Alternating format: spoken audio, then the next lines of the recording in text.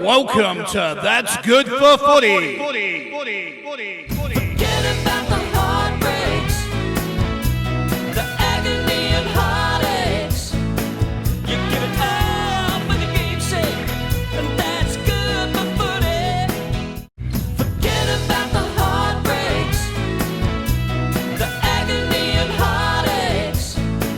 You give it all for the game's sake, and that's good for footy. And this is what you pray for, every night and every day for. You give it all, then you give more. That's good for footy. It is good for footy. Welcome everyone. How are you all? Nice to see you. Welcome along to the Mulgrave Country Club. Welcome along to That's Good for Footy. And more importantly, welcome along to Essendon night. Yeah. Great to have you all here. Just having a chat with the boys out the back. They're quite excited to come out and see you all, which is good. Matt's first time, all right? So he's going to come out first. So make sure you give him a rousing rendition of the Essendon theme song. And then Mace will come out after him and you can do it again. All right, so welcome along to That's Good for Footy, the family-friendly, live and interactive footy panel show. This is where the fans meet the players and the players meet the fans. These shows allow you to see the players be themselves, not like anywhere else. I'm ready, let's go. Essendon show, July the 29th, 2024. Our first panellist, he was born on the 14th of August in 1997. He's played a total of 108 games and he's kicked a total of 60 goals. He made his AFL debut back in 2018 when he plays for the Essendon Football Club. He wears the number 35 on his back. Could you please welcome to the stage, Matt Guelphy. See the bombers fly up to win the premiership flag. Our boys who play this grand old game are always striving for glory and fame. There you go, thumbs up. See the bombers Waving at the back. Very nice, thank you everyone. That's beautiful, lovely. Great that you guys are singing that song. I really do like to hear it, all right? Yeah, so I hope you'll be hearing it again this week. Mate, welcome along to your first That's Good Footy panel show. You walk out to that sort of applause and you see all those smiles and people waving and everything. How does it make you feel? Yeah, it's awesome. It's great. We know we've still got that great support and good to see the Whatability boys here. Shout out. But yeah, thanks for having me. Yeah, there you go. So, as I said, first time, go easy on him. Let's get our second panellist out here. This is his second time he's been on the show. He was happy to come to this one tonight because his last one was way out in the sticks. So, he is our second panellist. He was born on the 26th of August. Did you notice 26th of August and 14th of August? Boys have both got birthdays coming up too, huh? Both 27 as well, so we're getting old. How's that? All right. He's played a total of 120 games. He's kicked a total of 20 goals. He made his AFL debut back in 2016. When he plays for the Essendon Football Club, he wears the number 27 on his back. Could you please welcome to the stage, Mason Redmond. See the bombers fly up to win the premiership flag. All right, go and sing it, sing it. Our boys who play this grand old game are always striving for glory and fame. See the bombers fly up. We are the teams they don't fear. They all try their best, but they can't get near as the bombers fly up. Well done. Lovely. Mace, I was just asking Matt how he felt when he walked out into a room where everybody's just smiling and looking at you and so much admiration for you being an AFL footballer. How does it make you feel when you walk out to that? Yeah, it definitely makes me happy. I love seeing the supporters come out, win, lose or draw. So the Bombers faithful, always awesome to us. So it's good to see you all. Excellent. Way to go. I love it very much. Let's get stuck in. Let's do it in our first little segment, ladies and gentlemen. It's called What About Me? All right, what we're going to do here, I know that you boys both love your football, but I just want to go through your football journey in order to get here. I want to find out a little, a couple of dark secrets maybe. There could be a few things that you want to discuss. Tell us, though, about your first day when you turned up to the hangar, okay? You've rocked up to the Essendon Football Club. Did you know actually where to park? Did you know what entrance or door to go into? Who to report to? Were you early or late for your first day? And who greeted you first when you got there? I was pretty lucky. I moved in with Kobe Much and Jordan Ridley into the clubhouse, which we had at the time. So they took me under their wing, even though I was a bit older than them, so that was weird. But yeah, we were on time because I was with them, so I was lucky. Okay. Who was the first official that sort of welcomed you into the fold? I had Chris Byrne, who's our PDM, but then James Kelly was my coach at the time, so he was, a really good one to have. Welcome to the fold. There you go. Mace, what was it like for you, mate? Yeah, first day for me, I remember I got drafted on a Tuesday night. It was Thursday afternoon. I rocked up to the club, greeted by a big shaggy bloke called Nick Comer. I don't know if anybody remembers him. I moved in with him, my first year, so it was... so he sort of welcomed me to the fold, and first day rocked up with him. He was notoriously late, but that day we were early because I was on time. Perfect. Set the alarm for him, but there was the first day. It was like my first memory of the club. I remember it like it was yesterday. We're Brilliant. upstairs watching training, pre-season training. I remember. Two guys that have moved on from the club now, Joe Danaher and Mark Bagley, just having a fight. So I just remember watching, I was like, geez, I don't know if I want to get involved in all this. Very nice. Well, you know the passion's there, don't you? Share with us your childhood memories. You have, well, obviously the childhood memories that you have from your early days of going to the footy. And I talk about either junior level or your first AFL game. Tell us about your childhood memories. Yeah, I was a massive West Coast supporter. Okay. Yeah, sorry, brother. Being from WA, but lucky enough, John Wasfold was my coach as well when I walked in the door, so that was pretty cool. And I actually grew up with his kids as well, so that was a bit easier coming into the club than most people. So actually, knew the coach before, wasn't that scared of him. What about your childhood memories, though, about you when you first were going to, catching the train maybe to go and see games, or like you tell me, was it local footy, was it AFL? What was your first sort of foray into it? Yeah, so my dad was big into the waffle more than the AFL. There's a big following in the waffle over there, so I went and watched West Perth. I know a lot of you know Kepler Bradley, watched him.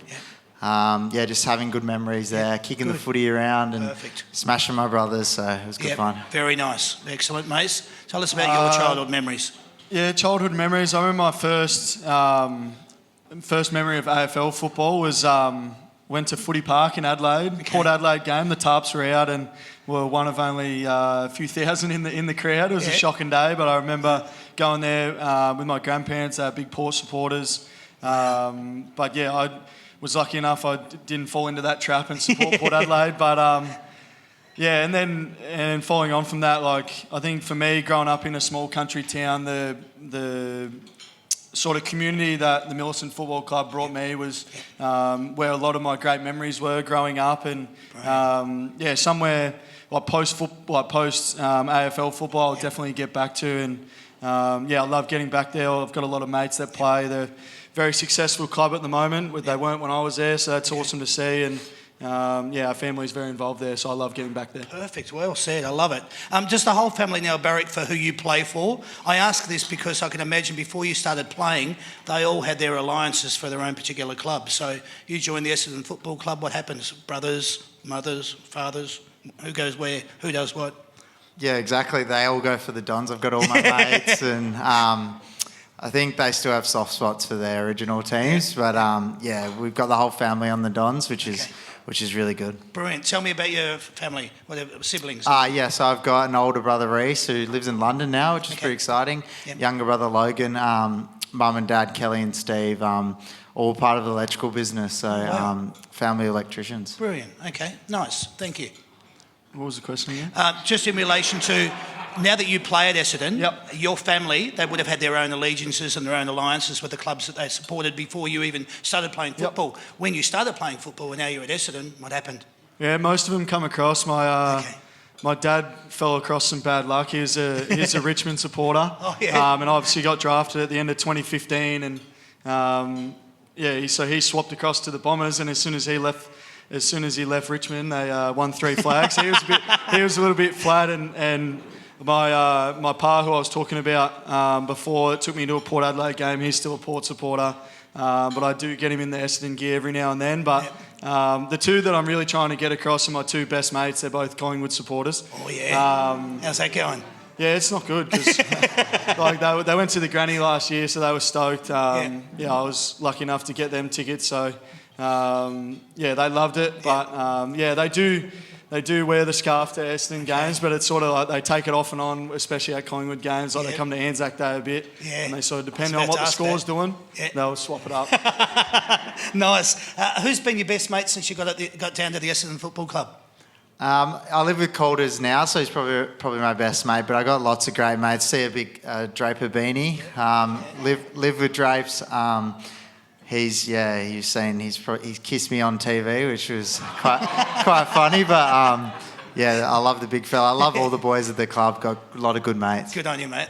Probably since I got to the club was the year after I got a really close connection with Jordan Ridley. Okay. He's awesome. Obviously, we played in the back line a lot together when we first were starting. We're in the VFL together, and then we've sort of progressed to the AFL. And then a couple that have come on board recently that I've got close with is Xavier Dersmer and Sam Wiedemann. They're both great fellas, and they're really enjoying themselves at Essendon, and I'm loving having them around. How brilliant is that? The question I wanted to ask now that you've got mates, we talk about Drapes and we talk about Colds for you.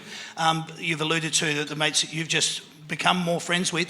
Has it tripped you out a little bit that you've got more of a connection outside of football with them? Maybe hobbies that you've got interest in or that sort of thing? We do spend a lot of time together at the footy club, so a lot of our connection comes from our love of football and that sort of thing. But me and Weed were down. He lives out this way, and we got in the cricket nets together out this way, and we were bowling bounces at each other. So that was good fun.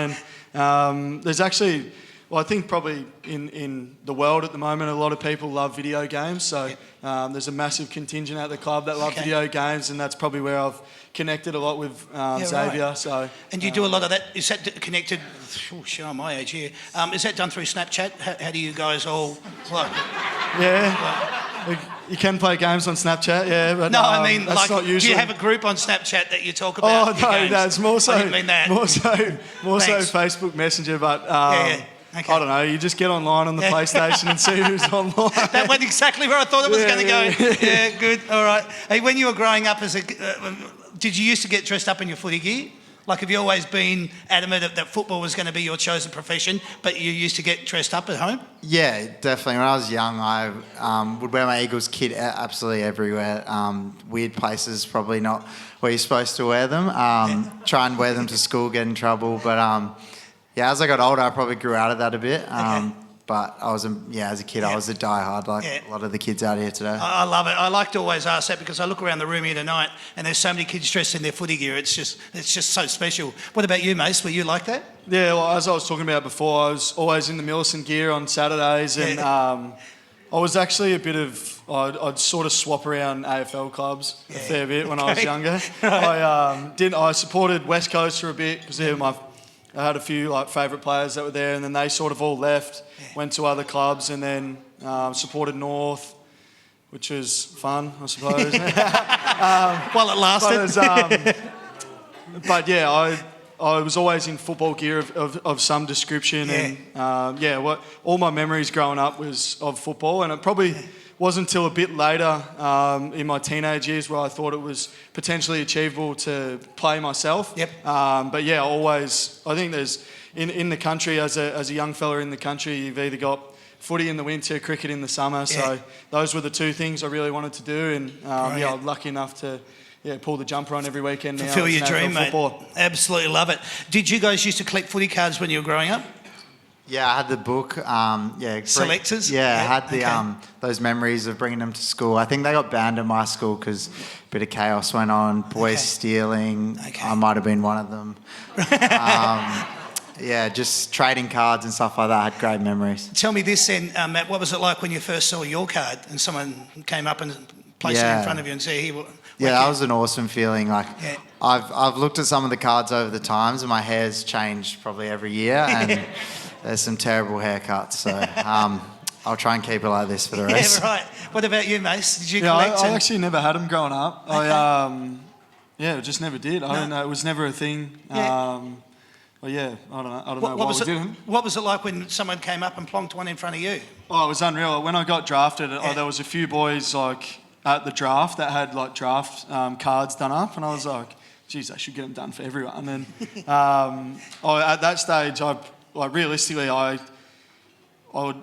dreamt of like playing a game of AFL, but like I always thought you needed to like play heaps of games and play well to get a card. So I actually never thought I was going to get one. And so yeah, when I did eventually get one, it was awesome. I was actually a fella, I can't recall his name, but he's given me all my cards over my career, which is awesome. So I'll always be able to have them and look back on them, and probably more importantly be able to show my kids when they grow up that their dad was a decent footballer. How beauty is that?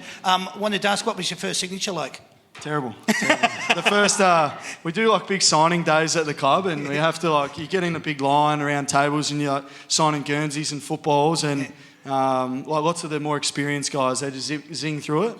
And then there's me like halfway along, just with like hundreds of Guernseys, and everyone after me had just like one because I was that slow at it. It was writing my whole name on there. Yeah, the boys will try and stitch you up. They'll slow it down and then they'll really speed it up. So I think Caddy got done this year, so it's always good to see the first year getting smashed. I love it. Your first game is a pretty significant part of your football journey, especially to your family and friends, so much so that it is now done as a highlight package for all to see on social media.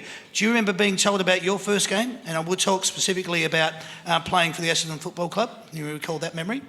In terms of getting told, like when I was playing? Yeah, it was whooshy. I didn't get the whole video like everyone gets at the moment, which is good. Didn't call the parents like everyone does on FaceTime at the moment, but Bush just told me, I think it was in the gym, and then he was like, "Just go call your parents," and it was a bit weird. Like he kind of made nothing of it. So that was a really special moment. I'll remember calling mum and dad, and what was their reaction? Yeah, you could hear their voice. It was. Wow. I couldn't see them, but you could tell they were crying. So that was probably the proudest moment I've had, because they've done so much for me over my footy career. So that was important. Absolutely, love it, Mace. Yeah, it was pretty similar. I actually can't remember when I got told at the club that I was playing, but I do remember speaking to mum and dad and the joy that it brought them, and as Matt just spoke about, the pride, not only from myself, but I'd imagine they would have had the countless hours and the energy that they put into not only myself but my siblings as well. And it sort of just comes to fruition. So you share a tear with them. It's a happy day, and one I'll always hold close to me. It's quite amazing. I'm watching the Olympics at the moment. You see someone wins a medal. Doesn't matter what colour it is, but they get interviewed at the end, and the first thing they do is always reflect straight back to family. The amount of effort that my parents put into taking me to events here, there and everywhere, and the amount of effort I've had to put into training, but the support's always been there. So it's great that you guys have felt that as well. Tell us about the emotion. What was it like for you when you put the Essendon jumper on for the first time? So you're down in the change rooms, you're about to play your first game for the Essendon Football Club. You actually stand there and maybe you catch a glimpse of yourself in the mirror or something, and the red sash is there, and you're going, whoa, man, this is it, this is the real deal. Yeah, it's pretty amazing. I can remember putting mine on and it was a lot tighter than my VFL jumper. So I was a bit concerned. I felt a bit, bit overweight. So I was a bit nervous, but that feeling's awesome. Like looking around at all your other teammates and they're just looking you in the eye, giving you a nod, and that's when you know you're ready. I think Cal Hooker and David Myers, other West Australians, just nodding at me, and I think that's when I calmed down a bit. I knew I was ready. Oh, that's great. I love it. Mason, tell us about that one for you. Yeah, it's obviously an amazing moment. You spend all of your childhood and young teenage years dreaming of the moment of pulling on an AFL Guernsey. Probably at the time when I debuted, the Essendon Guernsey probably didn't mean as much as it does now to me. Okay. Yeah, It was more the thought of being an AFL footballer for me at that point. Valid point. Yeah, but I was very lucky. A guy who I'd always looked up to in Brendan Goddard, past captain of the club and a great of the AFL landscape, was the person who presented me my jumper. Brilliant. And it was... Again, I've said it a couple of times, it was a moment that I'll remember forever. And I absolutely absolutely love pulling on. Now that I've probably learned a little bit more about the history and everything of the Essendon jumper, it means so much to me to pull it on every week and try my best for the footy club. It's always an interesting one, and I've brought this up before, but you're a custodian of the jumper. The number that you've been allocated has been worn by players previous to you. So the jumper that you get to wear is obviously an honour and a privilege, but you'll pass that on, and when your time is up, that's part of what the jumper signifies. I think also like what you realise being in the system a bit longer, how hard it is, because you see guys coming through the club that might not play, or you see guys getting delisted after a couple of years. So I think that's another side of it that you see, and it makes you appreciate it a lot more. For sure. Which brings me into this point. There's 720 players in the AFL system. You're the best at what you do. In order to either be selected or considered, you have to be either outstanding at your craft or be gifted with natural ability. Recognising this is one thing, but being consistent at it is another. There is always pressure around selection. Coupled in with this is form and injury setbacks. This puts enormous pressure on you as a person. What is the one thing that you do that keeps you consistent and focused? Obviously injured at the moment, so that's probably what I've been struggling with recently. Yep. A couple of years ago when I was in and out of the side, it's weird to say this, but thinking about footy too much for me, it might work for some people that we have like Zachy Merritt or Nick Martin who are really big footy heads, but for me, if I was thinking about it too much, it would actually be worse for my performance and I'd try harder. Once I realised I'm never going to be a Zach Merritt, I'm a different player to Zach, and I just focus on my strengths and what I can control. I think that's helped me a lot the last couple of years. Beautifully said, Matt. Beautifully said. What about you, Mace? Yeah, I think for me, you spoke about the work rate or the talent part of things. I think the talent can help you get into the AFL system and potentially get a game here or there. But for me, it was always the same, and my dad always drilled it into me growing up, and that was hard work and discipline when nobody's watching. That's probably the thing I feel like I can hold my hat on. I feel like the talent was able, through juniors and stuff, is able to open doors for you. Yep. But then in terms of the consistency piece, I always look at the percentages of AFL players that reach a certain amount of games. Yep. And I can't recall it off the top of my head, but I'm pretty sure it's only 1 in 10 players that play a game of AFL reach 100 games. So, it's that hard work piece that I always hold my hat on, and that's something that I'll continue to do. Bloody awesome, mate. Well said. Guys, do you watch a lot of football yourselves? I mean, and if you do watch the football, do you watch it with the sound up or down?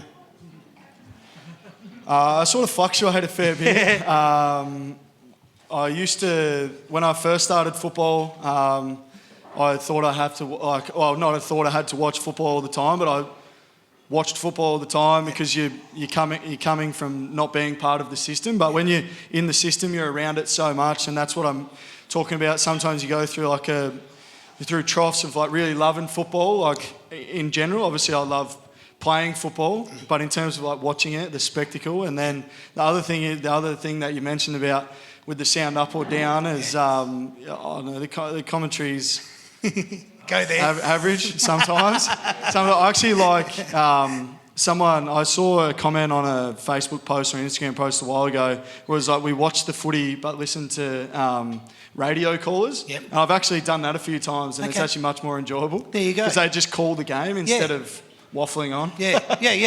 Talking, filling in airtime. Yeah, I understand what you're saying. How much do you remember about your first game? And I know I asked it before, but I want to talk about the lead up to it. You know, like, did you sleep all right the night before? When you woke up, did you have a nice breakfast, or did you have butterflies? What was the emotion like for you, knowing you're going to be playing? Yeah, obviously pretty nervous. I think I was all right. I wasn't too bad until I was driving into the game. I think still now when I'm driving into the game, you get a bit nervous, which is good. I think nerves are really good, but I'm pretty normal for the day before a game, and I think I've kept that pretty consistent since. It's funny you talk about nerves. I was watching the 200 metre with Ariane Titmus and Molly, and Molly, when she was up on the blocks and her hands were going like this, and you're thinking, wow, that's nervous energy. She jumped into the pool, world record. You know, so amazing what you can do with your nerves. And adrenaline, obviously, as well, Matt. Tell us about the lead up for you. The night before and day of. I was debuted in Sydney against Sydney in 2016. So they played in the grand final that year. So they were obviously a quality outfit. I was extremely nervous as well. And when I get nervous, I tend to talk a lot, and which Matt would know. And lots of guys. We're obviously on an interstate trip, so you're trying to be around guys and not pass off your nervous energy. But apparently, I was just just chatting non-stop. And I remember going out onto the field, and you talk about the swimmer who was able to channel that nervous energy into a great performance. I don't think I was necessarily that good at that. I think a lot of my energy was just wasted. But I do remember one moment, obviously against Sydney, that Buddy Franklin was playing there, and in my first game, he picks the ball up and just starts running at me. And I'm like, I've put on a few kilos now. I'm still pretty skinny, but I was like 75 kilos, like dripping wet back then, and I was way out of my depth. And he just charged at me and ran straight over me. And Steamroller. that's probably the most nervous I've ever been, was when he put the head down and started running at me. But no, it's obviously a great memory, and we got absolutely smashed that night. But I loved being out on the SCG and being an AFL footballer in that moment. Yeah, well done, mate. Before we get a big game, do you like your own space? Are you nervous? You have said that you are. But anxious, talkative, yes, you have said that as well. Or are you quiet and just like to go through your routine? So you have explained that you like to be a bit talkative. Does that mean you're going around having a bit of a chat, or you actually take into consideration that others that are not like that, you leave them alone and you just do your own thing? I'm not as bad as I once was. I would say, well, lots of guys have routines and stuff, and I'm not one that has any routines. I probably rock up a lot later than most people, and it was probably through a lot of work. Like when I first started, you put it on playing AFL football on like a bit of a higher pedestal, and you think you have to change so many things about yourself as a player and a person to be that. But you got to really channel like what got you there. And I obviously loved playing football as a kid, and I was able to, once I got past that and relaxed, I was able to channel my energy into what I love doing, which is playing football. But in terms of the talking thing, I still love talking.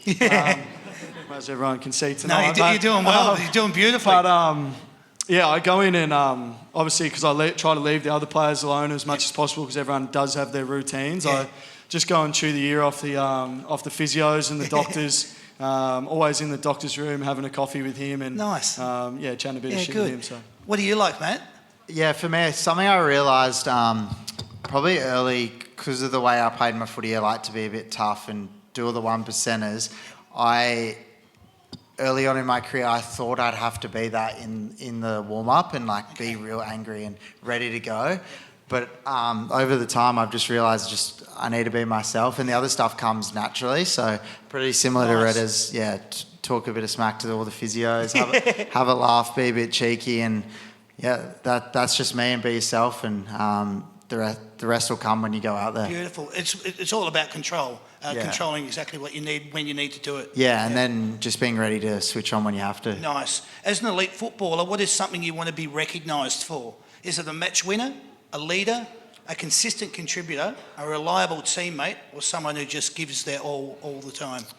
Yeah, I kind of touched on it before. Yeah, for me, I think my identity is, just that 1%ers, just that doing all the team things, whether it's supporting defence, rotating, or getting a smother in and fingertip thing. I think that's what I want to get recognised for.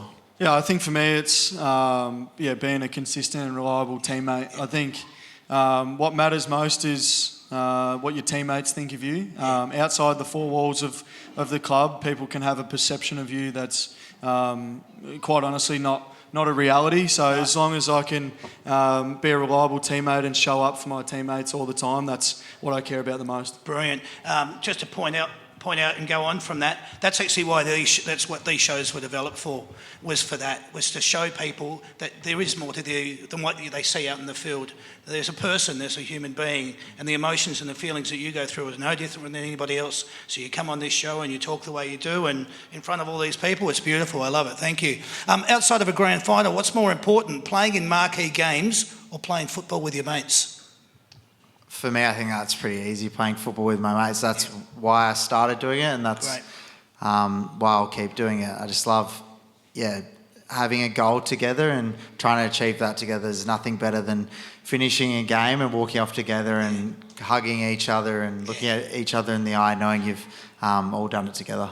I love it. Yeah, following on from that, I'd say it'd be exactly the same thing, playing with your mates. And probably similar to Matt's point is when you go out there with your mates and you've all got a common goal, you either succeed together or you fail together. And you know that at the moment, 22 other guys going through the exact same emotions that you are, whether that be good or be bad. You know you're in it together. Good on you, mate. I love it. Who's impressed you the most down at the club with their work ethic, their professionalism and their mindset? Who's one of those individuals that stands out for you? I think the easy answer is Zach Merritt, but someone who I've learnt a lot of with is he's just got a lot of weird things, but Dylan Shield, he's always got a different diet plan, or that's why he looks the way he looks. It's pretty impressive. He's a racehorse. Yeah, but I like to, not so much footy. We just speak about like lots of diet, what ice bath he's jumping in, how long.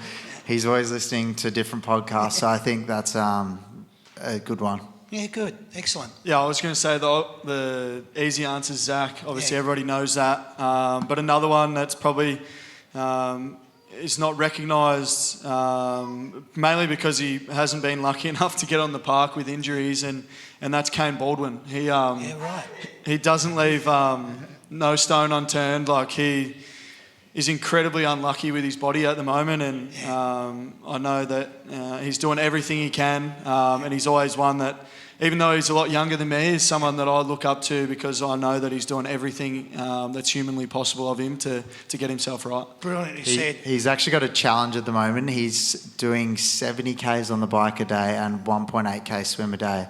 Wow. So if you want to look at his socials, he's doing it for a charity, so shout out to Kane. Get on and support it. It's great. It brings back that question that I alluded to before about 720 players in the AFL system. You guys are lucky enough to be there, but you've got to get through without injury, you know. And when you see that certain players are just plagued with it, your heart just goes out to them. Your skill and natural ability come from where, and when did you first realise you had it? Dad would like to take credit for it, but it definitely doesn't come from my dad's side. Yeah, right. He very, very much nurtured the hard work aspect of things, but the talent side definitely comes from my mum's side. And the grandpa who I spoke about earlier, he loves telling me about it. He was a gun footballer apparently back in the 60s. And if he was playing today, he'd be the best AFL footballer. He's got that much advice from me and all the players on my team and other players in the AFL. Oh, that's brilliant. But yeah, it definitely comes from my mum's side. That's nice, very nice. Thank you, Matt. Yeah, not so much talent for me, but coming from like a blue-collar family, I think my hard work has come from that, and everything Dad's drilled into me as a kid, and probably harsh at sometimes, but that's your dad, and I think Redders is pretty similar. For sure, ethics and morals, yeah, all things that establish exactly. your characteristics. Yeah, good. What's your favourite spot on the ground and distance to kick from when going for goal? I look at you because I love it when you get that little slide past. Let's be honest, let's get straight to it. Is that your favourite thing to do when you're out on the ground? Because it looks bloody awesome. It's pretty good, yeah. I do love it. I haven't been able to do it much this year, unfortunately. I try, but I Tell us, haven't, what's the rush like, Mace, when you get that handball, when you're 55, 50 out, and you just sail it through and you do the red dog, and then it just goes... What's it like for you? Well, I think the reason I'm able to... like when I have set shots, I always miss them because I've got too much time to think. I feel. Okay. When I usually run past and get a handball, I just try to kick it as hard as I can. Yeah. And it usually goes in the right direction. So, but then I used to just go absolute wild. Like post a goal, didn't really know what was going on. I'd celebrate so hard, and then I sort of channeled it into something now. So it actually helps me calm down. Yeah, right. I usually get out of the road and then I'll finish now. That's brilliant. Well Yeah, said. I could never celebrate with him. He just runs the other way, so I don't. What about you? Where's your favourite position on the ground to kick from? What do you feel most comfortable with? I ask this because there's some players, again, I refer back to because my mind is going to the Olympics, and you see certain players like Paddy Mills, you see him do a three-pointer and you know exactly where his favourite spot that he goes to on the court could be. So I ask that question in relation to you. Yeah, mine's probably further out, like 40 plus as well. Like I think I'm just more confident kicking through the ball. Okay, yep. And I've got a set routine now, which I probably struggled on early. But yeah. I like it. Very nice. Fans love it when the key forwards are up and about and on song. How infectious is it on the playing group when you see the boys look like they're going to have a big day out? Yeah, for me, I work really close with like Peter and Jonesy and stuff, so I'm always at their feet, so it can be a bit frustrating sometimes when they're clunking the ball. But yeah, it's so good to see their opponent put their head down, and I'm a bit cheeky, so I get into them a few times. Nice. But yeah, it's awesome to see when they It's do good. that. The two names you just mentioned, you know, Peter's a wonderful kick of the ball and a great exponent of it. But you refer over to Harrison that you were just alluding to. The boy's got, Inspector Gadget arms. He's right up there with Dustin Fletcher. But you must feel wonderful when you're around him, knowing that even if the ball doesn't come down, you're not crumbing, he's taking the mark. If he goes back and kicks it and he's got his routine, wow. Yeah, that's it. And I think another one you can add to that is caddy. Like, that's what's been really good with him in the team. Like, you know what you're going to get. And when he launches at the ball, it's so exciting to watch, and it's at least going to come to ground. So that's awesome as a small forward. It's a great feeling. I talk about your key forwards when they're up and about and the goals are being kicked and you can see the scoreboard ticking over. I talk about that infectious. What's it like for you, Mace? You're down the other end and you're going, Matt, my work's being done down here. We're getting the ball, we're getting it up into the forward 50 and the boys are now banging it and the scoreboard's ticking over. Yeah, I think it's obviously I enjoy being a defender, but it makes my job a lot easier when the forwards are either clunking it or, in Matt's example, roving it and kicking goals, because I know it's not coming back.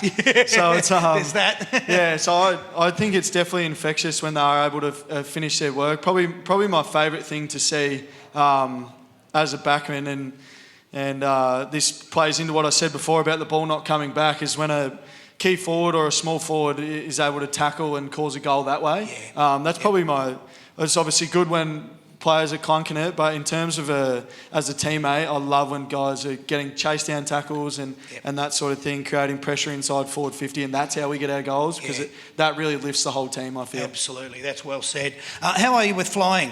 When it comes to flying, you have a few in your state games as the year goes on. Do you have a pillow with you, headphones, streaming devices? Do you listen to music or watch movies? What's the situation there? You're smiling already, so I'm feeling this is going to be a good answer. No, I got a pillow. Okay. Take a little bunny as well in the bag. Cuddle up next to the window. Cuddle up with the bunny in the hotel room. A little bit of feeling of home, and I'm only joking, but but I do have a pillow, and then I've got like a. I used to obviously be annoying, as I've spoken about, and talk a lot, and I've got everyone thinks that I'm annoying to sit next to on a plane and that sort of thing. I'm an easy target because I'll just cop it on the chin, but I actually just chuck the headphones in and usually watch Netflix. So yeah, cool. Absolutely love my movies. Yeah, are you fine with flying?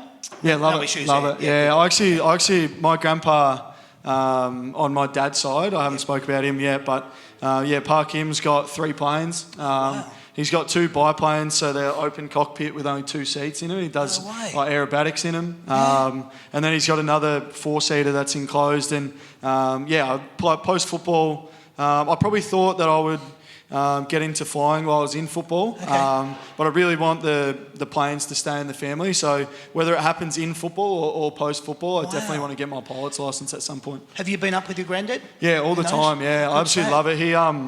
Is this in Adelaide? Mate? Yeah, back home in the country, down near Mount Gambier. Wow. He's actually got a runway on his property, a grass runway that he lands the planes on, and Fantastic. you can check out. I've got a few posts on my social media where you can see a couple of the planes, and I'm not supposed to fly the planes, but like with him, he'll like land and take off. Yeah. But yeah, once we're up in the air, it's actually it sounds complicated to do, but it's actually very easy to fly, and so I can fly it myself when I'm up in the air. And I'd back brilliant. myself in to land it too, but I'm not allowed to. Wow, how exciting that must be. I noticed, I saw a couple of weeks ago, Stephen May is going for his pilot's licence. He wants to become a pilot as soon as he finishes up with football. And you think that's a career path you might go down?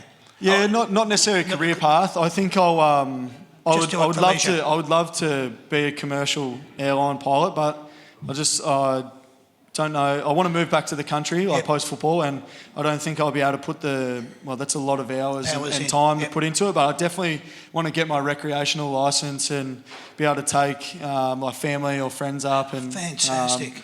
show them the Well countryside done. where I grew up. Brilliant, mate. What about you? Yeah, mate? Reddit sends us lots of Snapchats in the off season, so it's pretty cool to see him up there.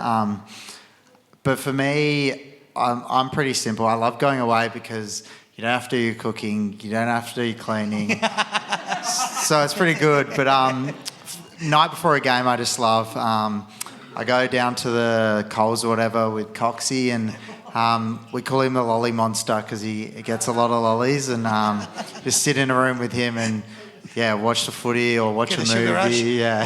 While he's eating 3 packets of lollies. Oh, wow. All right, okay. Locker room energy is something that can be infectious as well. Who's the player down at the club who thrives on this? And who is it that brings the excitement and the vibe to the locker room? I think this is pretty easy. Nick Hind, he's crazy. He can't sit still. He's laughing. He's running around. He's tackling. He's humping you. He's doing. he's like a little Jack Russell running For all around. the kids, kids in the room, that's excitement. That's cuddling. All right. Yeah. But yeah, I think everyone will agree. No matter what, it's actually amazing. I don't know how he has that much energy the whole day. Yeah. Well, he shows it when he gets out. That's excitement, energy. Bang, he's off. What about your situation? Who's the individual that you obviously think? Nick Hind comes to mind, but a few of the younger guys this year that have performed really well, actually. Sam Durham and Jai Caldwell are two that I look to. They're always bouncing off each other exactly like they do on the football field, and Sammy Durham's probably a massive one for me. He brings a lot of energy. That's brilliant. You probably would have heard when we were talking about where you live and who you're doing, that that Matt actually lives with Jai Caldwell. So Essendon fans, pay attention because he's going to be on the next show. All right, just a little bit of a heads up. So no promises here. They have to come through me first, but I have to try and sort that one out. But anyway, which one of these things gets you pumped the most before a game? Is it the smell of deep heat, the smell of fresh cut grass, putting on the jumper, strapping on the boots, or the sound of the Essendon crowd? Oh, I reckon it's the sound of the crowd. When you run out, that's you guys. It's either the sound of the crowd or before that Jaden Laverde's playlist on the speaker. that fizzes me up a lot, so I love that. Nice. It's funny. The smell of deep heat actually reminds me of like running out with the Resi's footballers at local that are just like they need it on every part of their body to get themselves up. Yeah. But yeah, it's definitely the crowd. And when there's lulls in the game, when the Essendon fans get up and about, there's nothing better. Oh, that's brilliant. Love it. The siren has gone. You're trailing by 5. Which player do you hope has got the ball in their hands to help you win the game? Like a shot or... so trailing by 5. Where's the shot from? Yeah. Doesn't matter. Anywhere at all. Before we get the shot, I'd say Zach to get it in someone's hands to get a shot. But I reckon my set shot's pretty good. I'd back myself. But nice. That's it. Give him confidence. That's right.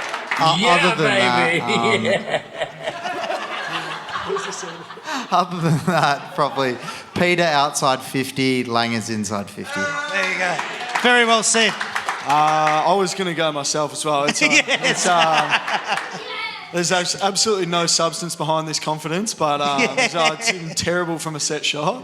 But I'd love to have it in my hands to have a crack at it. But the other one that springs to mind, and I saw this pop up on the screen last week, is Xavier Dersma hasn't missed a set shot this year.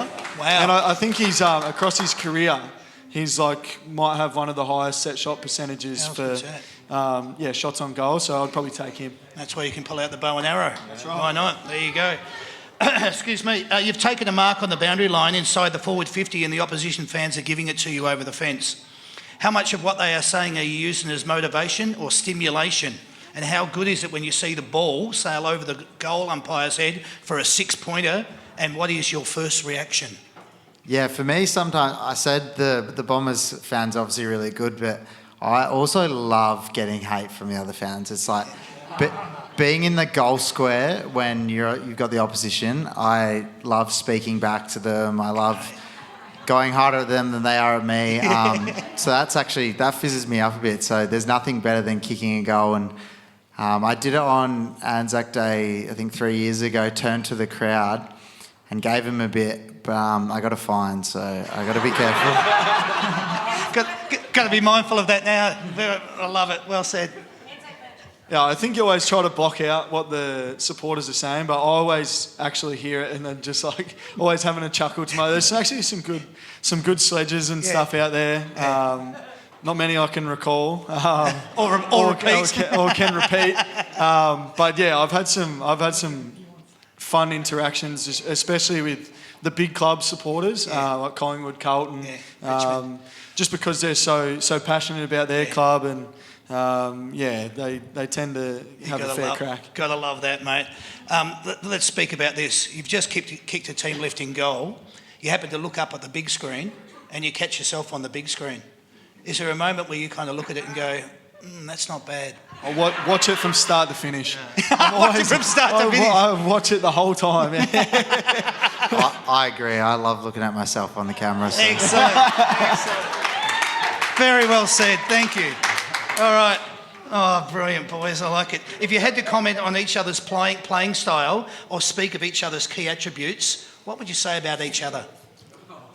Yeah, for me, I think me and Redders are pretty similar the way we go about our footy. I love when Redders, he always gets those tackles that, sometimes he probably misses, but the ones where he just body lines someone, that's what gets me up.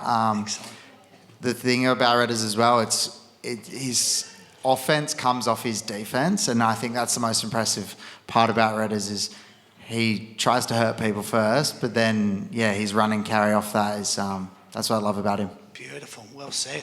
Yeah, I think for me, there's probably three that come to mind. That's pressure, first and foremost, and for Matt, it's like reliability.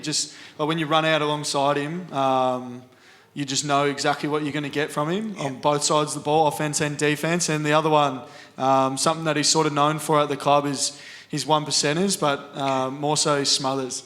We love seeing Guelph going for a smother and nailing it. Brilliant. It's unreal. Nice. That was a cute moment between us. I like it. We've got to look into each other's eyes next time. Yeah, there you go. Oh, very nice indeed. I've only got a couple of more questions here for you that I just wanted to go through, boys, and I'll shoot to that very quickly. There are confidence players that thrive on the big stage and totally soak in the atmosphere. In your opinion, who is that player at the Essendon Football Club? I think living with Jai, when we have a big game, he's almost annoying because it gets stuck in his head night before or day before a game, and he keeps mentioning it, but I don't think he realises. But yeah, him in a big game, I'd love to see him in a final game. It just would suit him. Just the way he cracks in, the way he throws his body on the line, puts his head over the footy, always coming out with blood. He loves that type of scenario. Brilliant. Yep. Yeah, when you think of big games, you think of pressure, contested footy, and one that he hasn't necessarily got the most out of his body the last couple of years, but a couple of years ago, every single big game we played, he won the medal in, and that's Darcy Parish. And it's someone that I wish we had fit 100% of the year because he's someone that we talk about reliability, someone you can always rely on to, similar to Jai, crack in, get his hands dirty and do the tough stuff for the team. Brilliant, boys. Love it very much. When you're giving away the signed kids' footies at the end of the game, what are you looking out for in the crowd?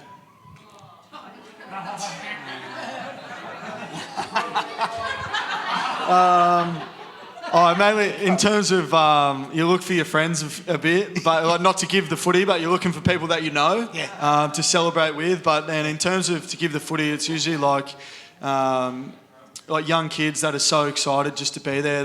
Like their parents are usually holding them up, and usually there's like older kids trying to fight towards the front, and they're just like at the front just grinning. And it's awesome to see. Because it always comes after a win, and everyone's always so happy because they share in their enjoyment. And it's the 10-20 minutes after a win is probably the happiest you'll be throughout a week, I reckon. It'd be awesome to harness it, like everyone, like all the supporters and players to be able to experience that for longer. But it turns pretty quickly. I wish we would be able to harness it. And bottle it up. Very well said, Matt. I just really look for a Guelphy poster or someone with the 35 on. So, if you got a Guelphy poster nice and big, I'll come find you. There you go. I asked that question for all you kids, all right, so as you'll know. What is your reaction when you see a kid with your number on their back? Yeah, I saw a few when I was walking in before. It's pretty surreal feeling. I had number 9 on my back and number 4 Daniel Kerr. So I remember what I thought of them, and it's pretty amazing to see a kid think of you similar to that and look up to you. Very nicely said. Mason? Yeah, it's just awesome. As Guelph said, you idolise players growing up, and to be able to be that for some other either adult or child is amazing. Yeah, excellent. A couple of last questions here for you boys. Excuse me. Which club did you dislike the most when you were growing up? I dislike Sydney just because the Eagles, Sydney. Rivalry? Rivalry. But now I reckon it's Richmond just because we couldn't beat them for a while. They were up and about, and when a team's up and about, they can say whatever they want to you and you can't really do anything back. So it was good I had my first win against them this year, and we had our first one last year in like 11 years, I think it was. So. Wow. Yeah, good feeling.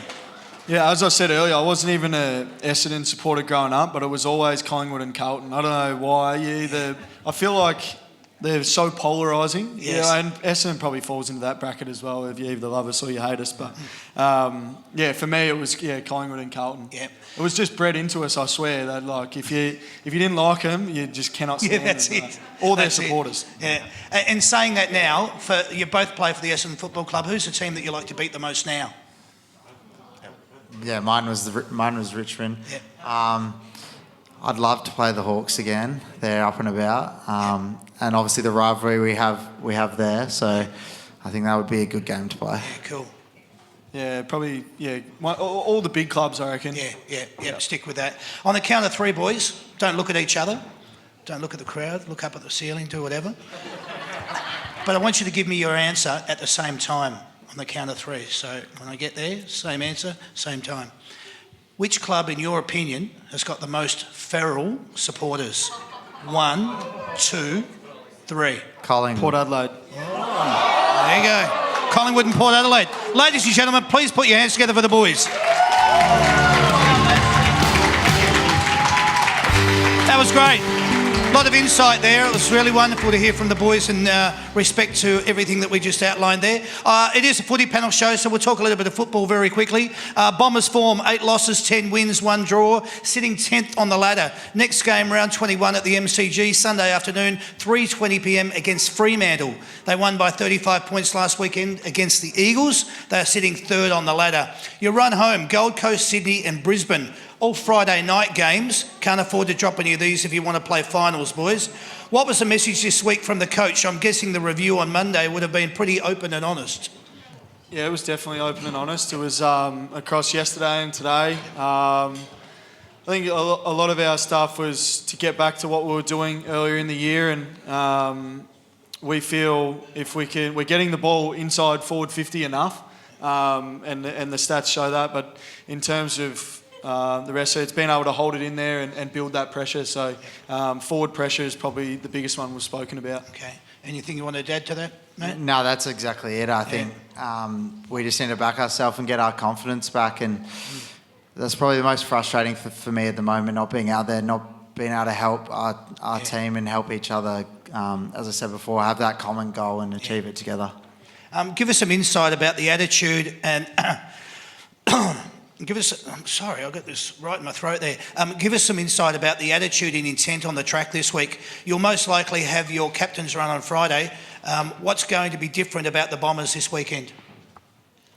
So it's a bit of a hard time this time of year to do a lot more training because of you don't want to wear yourself out for the game, and Scotty's really big on that. So a lot of the stuff we've been doing is our mental visualisation. So we'll be doing a lot of that, and that's something I can do while I'm not playing. But the boys came in on Monday or whatever it was. Really driven. You could see everyone. I think in the past, a couple of years ago, we'd just drop our heads and everyone would go into their own little groups. But now you can see everyone's coming together, and we're really keen to stamp this on the head. Excellent. I like it a lot. Boys, I don't have much more to say apart from good luck for the rest of the season. Injury-free, that'd be wonderful. Good luck in the next 4 games, obviously this weekend and then the 3 on the Friday night following that. And the last thing I need to say is go Bombers. Please put your hands together for the boys. Thanks, everyone. Thanks, guys.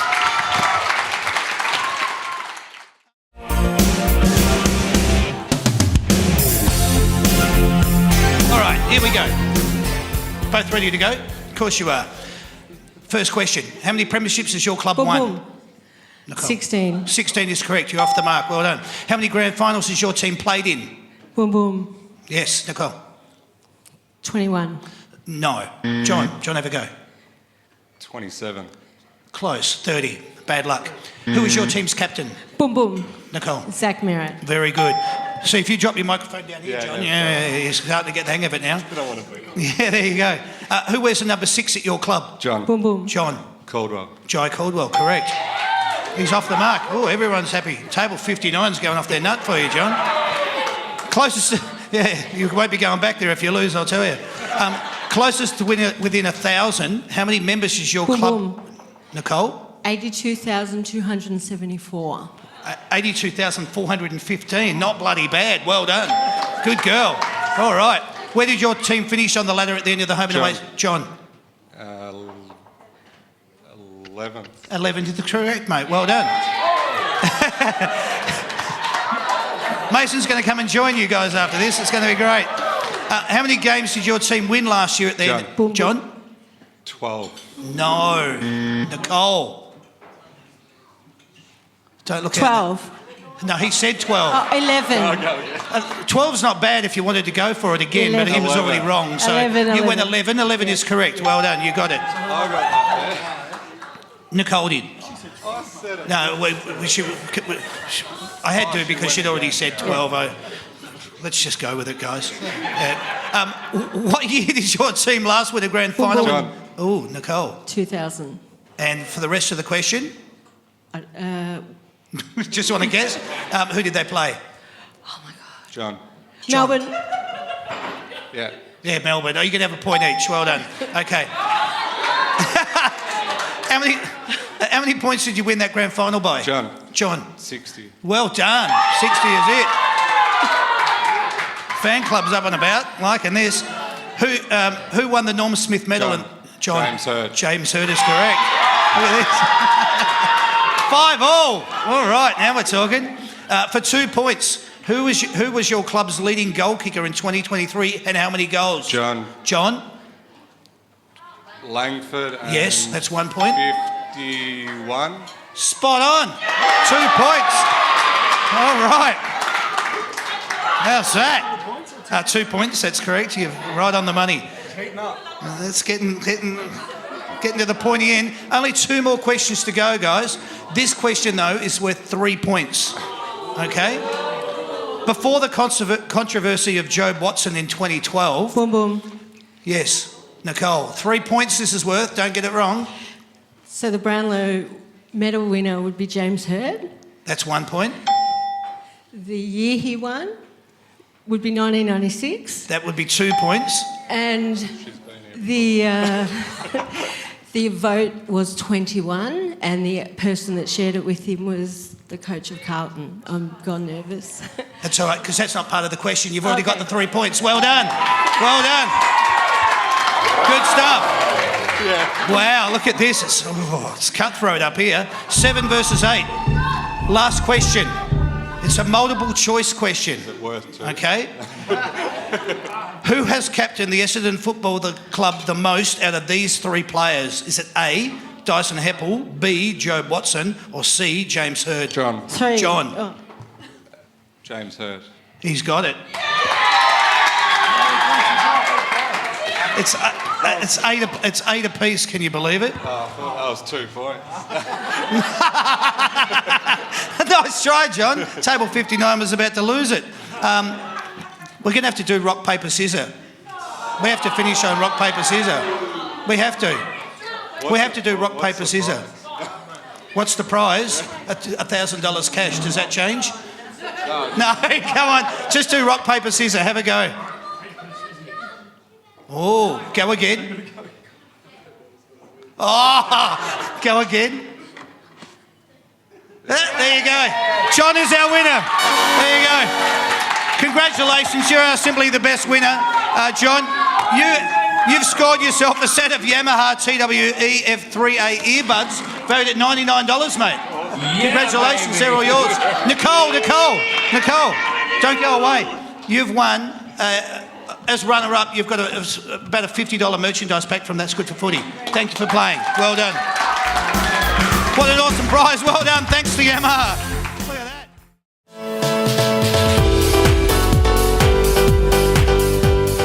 that. All right, to explain the rules, 45 seconds on the clock. Pass if you don't know the answer. Must be the player's full name. The jumper numbers will be read out in no particular order. Highest score wins.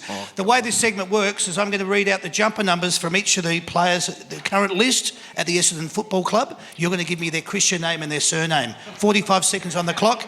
Jesse's ready to go. He can't wait. He wants to dislocate his shoulder. Let's all right? go. So here comes your first one, and your time starts now. Xavier Dersma. No, that was just to throw you. Yeah, what? No, It's the other way around. no. Start again, Sam. I mucked that up. I tried to be... Yeah, anyway.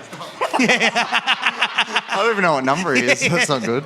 Yeah. All right, ready to go? Let's go. Number 28. Xavier Desmond. Yeah, well done. Number 24. Nick Bryan. Wonderful. 21. Dyson Heppel. Correct. Number 35. Matt Guelphy. Correct. Number 12. Will Setterfield. Correct. Number 9. Dylan Chill. Correct. Number 1. Andy McGrath. Correct. Number 5. Elijah Sardis. Correct. Number 2. Sam Draper. Correct. Number 36. Jaden Davey. Correct. Number 3. Darcy Parish. Correct. Number 31. Zach Reid. Correct. Number 25. Jake Stringer. Correct. Number 26. Kane Baldwin. Correct. Number 17. Todd Goldstein. Correct. Number 6. Jack Hallwell. Correct. Number 19. Lewis Hayes. Nick Hind. Number 14. Jordan Ridley. Correct. Number 11. I'll give it to you. Jake Gresham. All right. How'd he go? There's none left for me. Was it about 17? I'll have to count it. Let's go with 17. All right. Well done, left for Jesse. me. 17. Not bad. Bloody good score. You can put your hands together for him. Whoa. Well done. All right. Levi, you're going to be keeping score now. Mason's going to have his go. So you get ready to flip them over as quick as you can. Are you ready? Oh, you can leave that. That's cool. All right. Your first one starts now. Number 20. Pete Wright. Correct. Number 22. Sam Durham. Correct. Number 23. Harry Jones. Correct. 27. Mason Redmond. Correct. 4. 4, Kyle Langford. Correct. Number 15. 15, Jaden Laverty. Correct. Number 29. 29 is Jake Kelly. Correct. Number 7. 7, Zach Merritt. Correct. Number 30. 30, Nate Caddy. Correct. Number 8. Number 8, Ben Hobbs. Correct. Number 32. Ben Mackay. Correct. Number 33. Alan Davey. Correct. Number 37. Nick Martin. Yes. Number 10. Sam Wiedemann. Correct. Number 13. I can't give that. They've got it. Nick Cox You can't give finished me up that. with a You can't total give me score that. of 15. 15 versus 17. That means Matt Guelphy Yeah, 16. is our winner. Well done. Oh, lost by 1. 16 versus 17, 17 versus 18, 19 versus 20. Doesn't matter because you both win. All right? You both get a prize. Because I just needed you to keep score.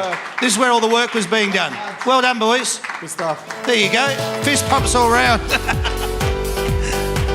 Oh, how beautiful. Well done, guys.